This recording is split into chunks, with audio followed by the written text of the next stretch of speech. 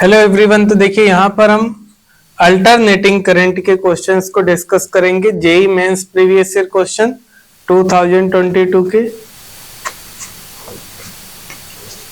तो देखिए यहाँ पर ये फर्स्ट क्वेश्चन है, to increase the resonance frequency in series LCR circuit. तो रेजोनेंस फ्रीक्वेंसी को इंक्रीज करने के लिए हम क्या करेंगे? तो पहले तो आपको पता होना चाहिए रेजोनेंस फ्रीक्वेंसी होती कितनी है। तो ये रेजोनेंस फ्रीक्वेंसी का फार्मूला होता है omega is equal to 1/√LC। अब इसको इंक्रीज करने के लिए रेजोनेंस फ्रीक्वेंसी को ये इंडक्टेंस या कैपेसिटेंस की वैल्यू यदि हम डिक्रीज करें तो ये रेजोनेंस फ्रीक्वेंसी इंक्रीज हो जाएगी। अब ऐसा करने के लिए source frequency should be increase, कोई फर्क नहीं पड़ेगा। Another resistance should be added, resistance का यहाँ पे कोई लेना देना नहीं है, एल इंडक्टेंस और कैपेसिटेंस पे डिपेंड करेगा। थर्ड देखिए, another capacitor should be added in series with the first capacitor. यदि हम सीरीज में कैपेसिटर को ऐड करेंगे तो जो कैपेसिटेंस है वो डिक्रीज कर जाएगी। तो ये L इंटू सी की वैल्यू डिक्रीज कर रहे हैं हम, तो उसके लिए कैपेसिटेंस यदि डिक्रीज कर देंगे तो इस रेजोनेंस फ्रीक्वेंसी की जो वैल्यू होगी वो इंक्रीज कर जाएगी। तो ये इसका आंसर जो करेक्ट हो जाएगा सी करेक्ट हो जाएगा। अच्छा क्वेश्चन है, ये भी बहुत शानदार क्वेश्चन है जेईई मेंस 2022 का। In a series L R circuit XL की वैल्यू जो दी है वो आर की इक्वल दी है and power factor of circuit is P1 when capacitor with capacitance C such that XL is equal to XC is put in series, the power factor becomes P2, ratio of P1 and P2 find करना है। तो देखिए यहां पर L R circuit दिया है, सबसे पहले XL is equal to R दिया है, जो गिवन है उसको हम लिखेंगे given XL is equal to R दिया है और पावर फैक्टर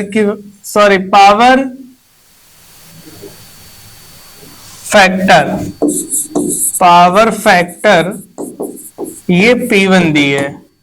और जब इसके साथ हम कैपेसिटर और ऐड कर देंगे XC की वैल्यू XL की इक्वल होगी, उस कंडीशन में जो पावर फैक्टर होगा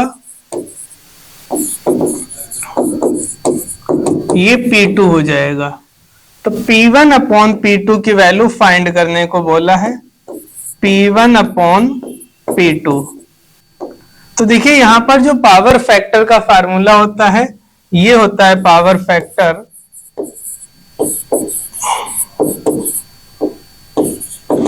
R अपॉन Z। तो फर्स्ट कंडीशन में जब L और R सीरीज में होंगे तो P1 की जो वैल्यू होगी ये R अपॉन Z की वैल्यू हो जाएगी √R² प्लस R², और R कैंसिल हो जाएगा। P1 की वैल्यू आएगी 1/√2, और जब इसके साथ में कैपेसिटर और ऐड करेंगे तो ये हो जाएगा R upon √XC minus XL whole square plus R², और XL XC इक्वल है 0 हो जाएगा, तो R अपॉन R 1 हो जाएगा, तो P2 की वैल्यू 1 आएगी। अब यहां से हम P1 अपॉन P2 लिखें तो ये वैल्यू आएगी 1/√2 के इक्वल। तो इसका आंसर करेक्ट हो जाएगा बी। तो अच्छा क्वेश्चन था ये। ओके, थोड़ा ध्यान भी दे लीजिए।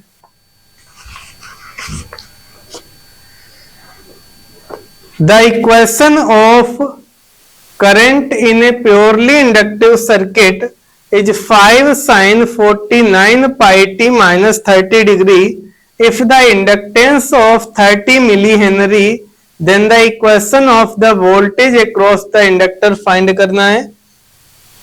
तो देखिए यहां पर इस क्वेश्चन में जो दिया है equation of current in purely inductive circuit है, यानी सिर्फ इंडक्टर लगा हुआ है सर्किट में, ये इस तरह से।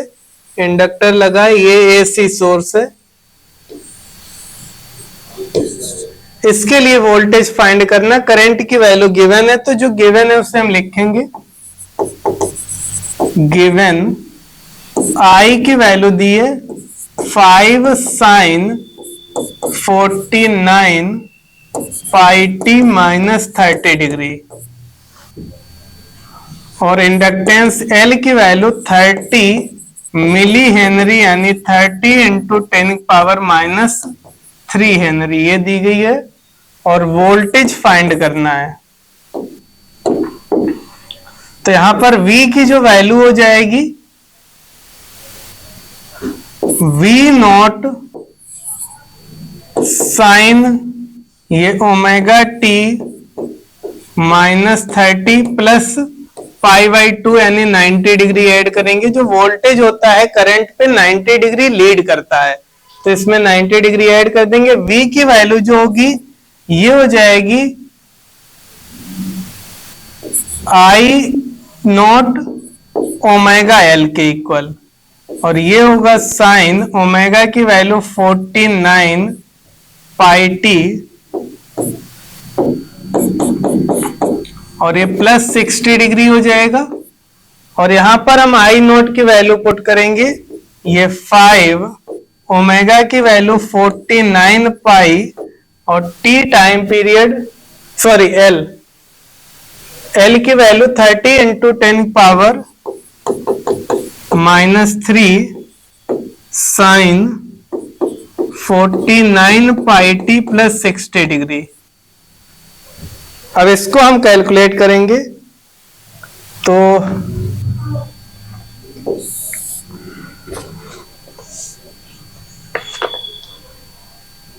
इसको जो हम मल्टीप्लाई करेंगे तो इसमें जो वैल्यू आ जाएगी ये 23.1 के इक्वल आती है। तो ये वोल्टेज हो जाएगा 23.1 sign 49 pi T plus 60 degree. तो इसका जो आंसर करेक्ट आएगा ये डी ऑप्शन करेक्ट हो जाएगा। वैसे आप लोगों को कैलकुलेट करना पड़ेगा। नेक्स्ट क्वेश्चन देखिए, अच्छा क्वेश्चन है, ट्रांसफार्मर का क्वेश्चन है। तो देखिए, a transformer operating at primary voltage 8 kilovolt, ये प्राइमरी सर्किट का वोल्टेज दिया है 8 किलोवोल्ट, एंड सेकेंडरी वोल्टेज जो दिया है वो 160 वोल्ट है, यानी डाउन स्टेप ट्रांसफार्मर है। Serves load of 80 kilowatt, ये लोड की वैल्यू दी है 80 किलोवाट, इसकी पावर होगी। Assuming the transformer to be ideal and purely resistive load and working on unity power factor, the load in the primary and secondary circuit would be. तो देखिए यहां पर क्वेश्चन में जो दिया गया उसे हम लिखेंगे, प्राइमरी सर्किट का जो वोल्टेज दिया है ये गिवन है, ये V1 की वैल्यू 8 किलो वोल्ट है और V2 की वैल्यू 160 वोल्ट, P की वैल्यू 80 किलो वाट दी है।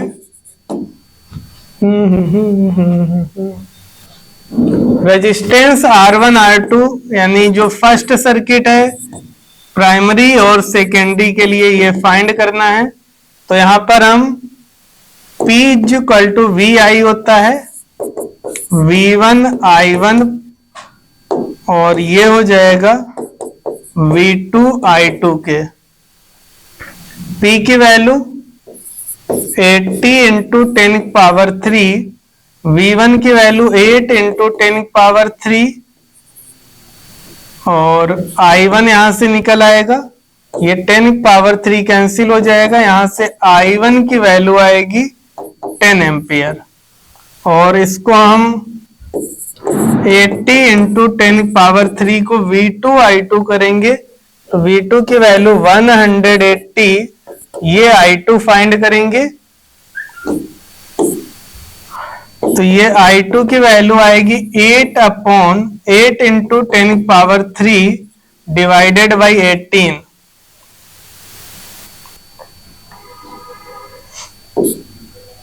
2 से डिवाइड कर सकते हैं, 4000 अपॉन 9, ये वैल्यू आ जाएगी I2 की।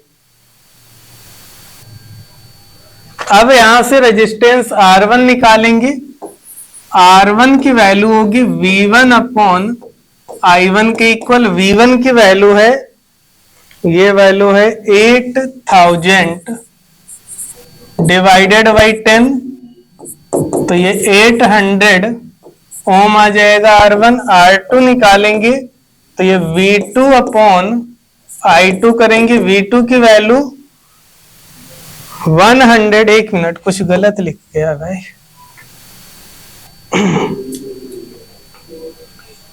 V2 की वैल्यू 160 दी है,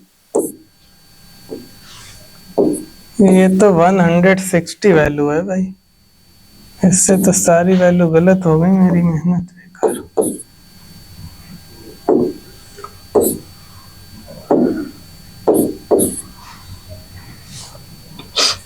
तो इसको देखिए अभी हम थोड़ा करेक्ट कर देते हैं, ये 8 2 जा 16 हो जाएगा, 9 नहीं होगा।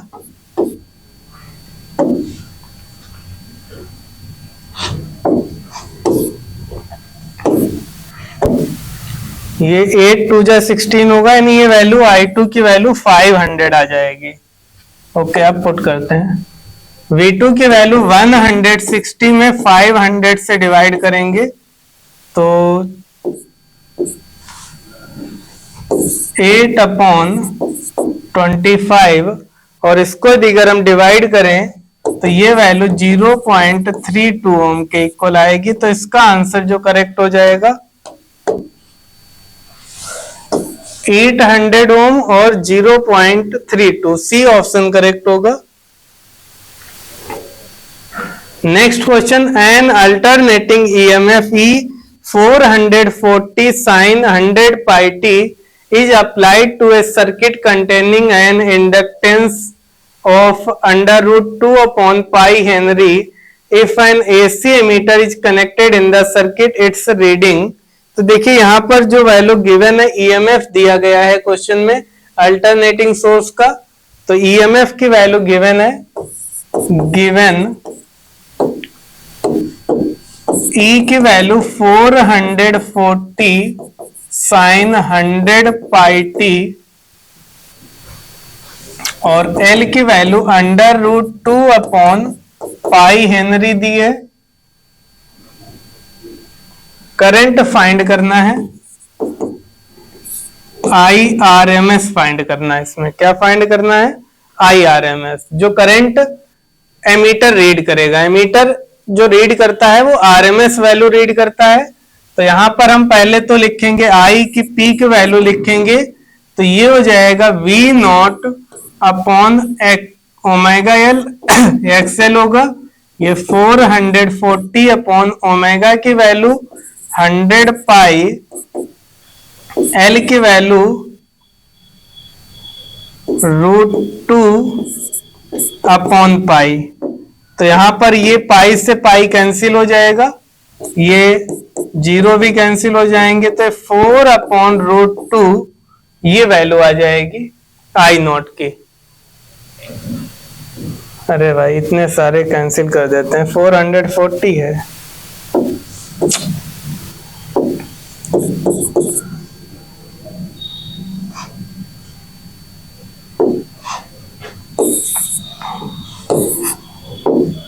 फोर 100 पाई इंटू √2 अपॉन पाई, ये कैंसिल करेंगे, ये 0 कैंसिल होगा, 44 अपॉन 10 √2 हो जाएगा।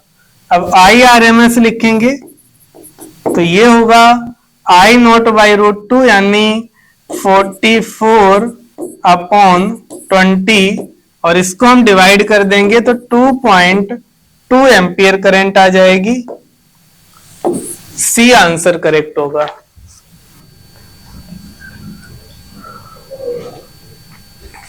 Next question, and a circuit element X with when connected to an AC supply of peak voltage 100 volt gives a peak current of 5 ampere which is in phase with the voltage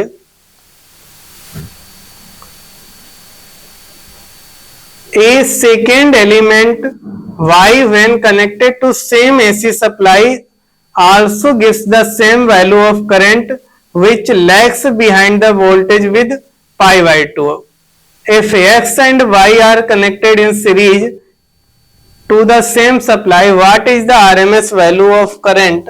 तो देखिए यहां पर एक question में दिया है X element है, ये AC सोर्स से जब कनेक्ट होगा जिसका वोल्टेज 200 वोल्ट है, करंट 500, तो वोल्टेज और करंट सेम फेज में होंगे, तो ये रेजिस्टेंस के साथ ऐसा होता है, दोनों सेम फेज में होते हैं। तो गिवन है V की वैल्यू 100 वोल्ट, I की वैल्यू 5 एम्पियर दी है और V और I दोनों सेम फेज में है, तो रेजिस्टेंस सर्किट के साथ होगा R की वैल्यू V अपॉन I हो जाएगी 100 अपॉन 5, ये 20 ओम आ जाएगा। और जब वोल्टेज पाई बाई 2 से लीड करता है तो ये इंडक्टेंस के साथ में होता है, तो यहां से हम एक्सएल की वैल्यू लिखेंगे, ये भी V अपॉन आई के इक्वल हो जाएगा 100 अपॉन 5, ये 20 ओम हो जाएगा एक्सएल। अब जब दोनों को सीरीज में कनेक्ट करेंगे तो इसकी जो इम्पीडेंस होगी under root XL square plus R square, यानी 20 स्क्वायर प्लस 20 स्क्वायर 20√2 हो जाएगी। और यहां से करंट की value RMS value of current जो आएगी, ये जो वोल्टेज दिया है पीक वोल्टेज दिया है, तो पहले हम आई निकालेंगे 100 अपॉन 20√2, तो 5/√2 हो जाएगी, ये पीक वैल्यू होगी। आई आरएमएस निकालेंगे तो आई नॉट बाई √2 करेंगे, तो 5/√2 इंटू 1/√2 यानी 5/2 आंसर आएगा इसका। डी आंसर करेक्ट हो जाएगा। तो ये अच्छा क्वेश्चन था, क्योंकि आपको पहले से इसमें पता होना चाहिए सेम फेज के लिए वोल्टेज और करंट जब सेम फेज में होते हैं तो रेजिस्टेंस होता है, जब वोल्टेज लीड करता है तो π/2 से लीड कर रहा है तो ये इंडक्टर सर्किट होगा।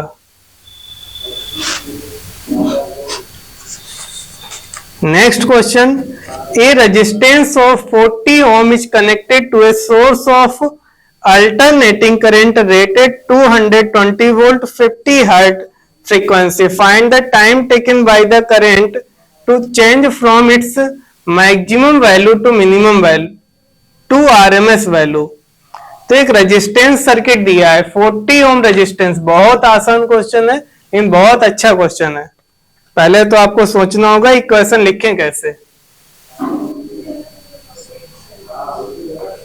अल्टरनेटिंग करंट के जो वोल्टेज 220 और 50 हर्ट्ज फ्रीक्वेंसी दी गई है, तो फाइंड करते हैं इसमें जो वैल्यू गिवन है।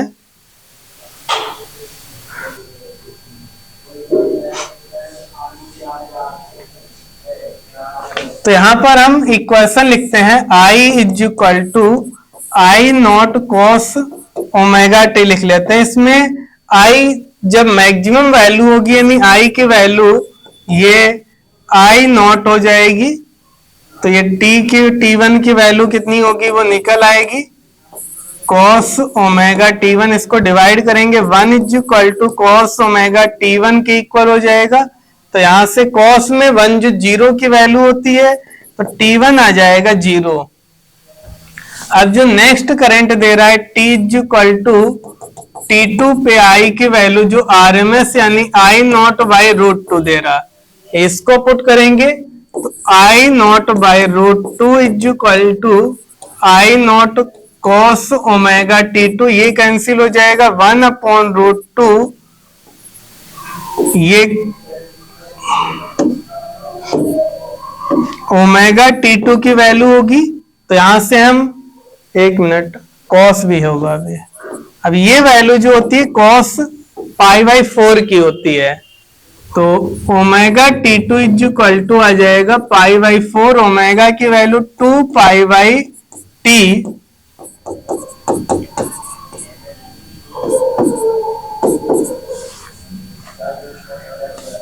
तो T2 की वैल्यू पाई से पाई कैंसिल हो जाएगा।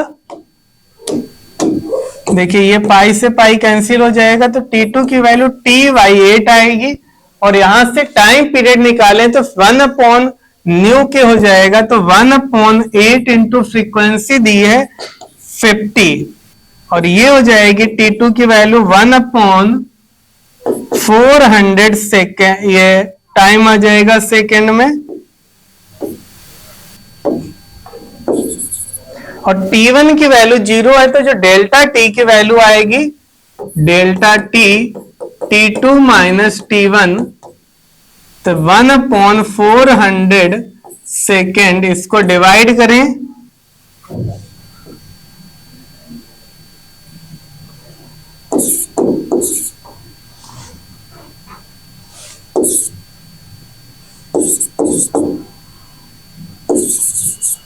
जीरो 0.0025, तो इसको हम लिख सकते हैं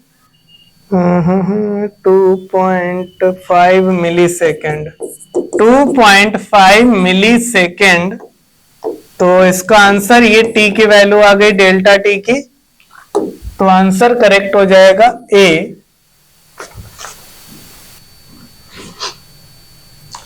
next question, given below are two statement, यहां पर दो स्टेटमेंट दिए। Statement first, the reactance of an AC circuit is 0, it is possible the circuit contains a capacitor and an inductor. Possible है सर, करेक्ट है first statement. देखिए जो Z की value होती है XC माइनस XL होती है, और ये 0 हो सकती है अगर दोनों इक्वल हो। XL is equal to XC पे इसकी रिएक्टेंस की वैल्यू 0 होगी। XC सर्किट के लिए रेजोनेंस की कंडीशन में होती है। In an AC circuit the power delivered by the source never becomes 0 हो सकती है AC सर्किट में। LR सर्किट है तो एवरेज पावर की जो वैल्यू होती है वो 0 होती है LR सर्किट के लिए, क्योंकि उसमें cos phi 0 आता है, phi की वैल्यू 90 डिग्री बनती है। तो ये स्टेटमेंट गलत है, तो इसका आंसर करेक्ट हो जाएगा C। स्टेटमेंट फर्स्ट ट्रू है, स्टेटमेंट सेकंड फॉल्स है। Next question, a circular coil of 1000 turn each with area 1 meter square. अच्छा क्वेश्चन है। Is rotated about this vertical diameter at the rate of 1 rotation per second in a uniform horizontal magnetic field of 0.07 tesla. Maximum value of voltage find करना है। तो देखिए एक circular coil दी गई जिसमें number of turns given है 1000, तो अपन लिख सकते हैं गिवन नंबर ऑफ टर्न्स की वैल्यू दी है 1000, एरिया दिया है 1 meter square, number of revolution per second omega की वैल्यू हम यहां से लिख सकते हैं 2 पाई रेडियन पर सेकेंड होगी, 1 रिवॉल्यूशन पर सेकेंड है, और मैग्नेटिक फील्ड की वैल्यू 0.07 टेस्ला है। मैक्सिमम वैल्यू ऑफ ईएमएफ ई की मैक्सिमम वैल्यू फाइंड करनी है। तो यहां से ई मैक्स जब हम लिखेंगे ये एन बी ए ओमेगा होगा। एन की वैल्यू 1000, बी की वैल्यू 0.07, ए की वैल्यू 1, ओमेगा की वैल्यू 2 पाई। इसको मल्टीप्लाई कर देंगे तो 70 इंटू 2 140 पाई आ जाएगी।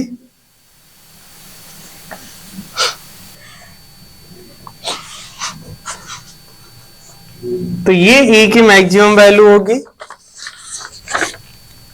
Next question, if wattless current flow in AC circuit then the circuit is purely inductive. अभी बताया था प्योरली इंडक्टिव सर्किट में जो आई करंट और वोल्टेज के बीच में फेज एंगल बनता है वो 90 डिग्री बनता है।